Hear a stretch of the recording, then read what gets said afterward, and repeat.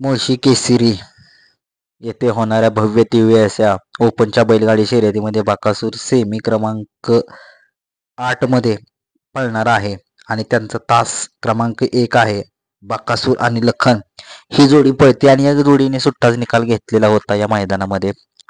आता बघूया आपण बकासूर आणि छत्रपती संभाजीनगरचा लखन सेमी पास करतोय का, कारण चांगले टॉपचे बैल असणार. या बैलगाडी क्षेत्रामध्ये टॉपचे नंदी आलेले आहेत या मैदानामध्ये.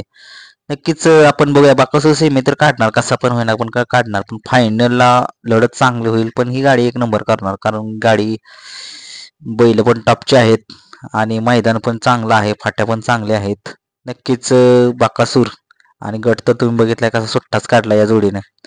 आणि तसे आता पब्लिकनेच गाडी पळणार आहे आणि लक्कन पब्लिकने पळतो किंवा बकासूर दोन्हीतला कोणीही पब्लिकने जरी पळाला तरी काही नाही फरक पडत, कारण बैल टॉपचे आहेत, मैदान टॉपचं आहे आणि पब्लिकला घाबरत नाही. दोन्ही पण बैल पब्लिकनं पळतात.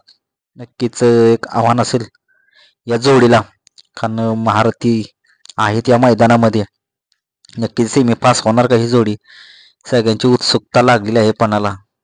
कारण बकासूर तुम्हाला माहित आहे कसा पळतो, त्याचा पळ वेगळाच आहे. आणि लक्कनला तर खालून स्पीड आहे, खालून ते तोंडापर्यंत स्पीडच वाढतं त्याचं लखनचं.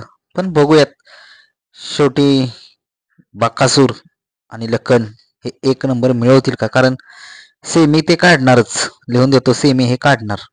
नक्कीच त्यांचा प्रतिष्ठापना लागेल ते फायनलला, कारण फायनलला आव्हान असेल, चांगलेच बैल आहेत.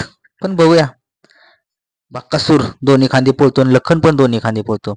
या दोघांना खूप खूप साऱ्या शुभेच्छा. या दोघांनी सेमी पास करावा आणि गाडी फायनलला पात्र ठेवावी.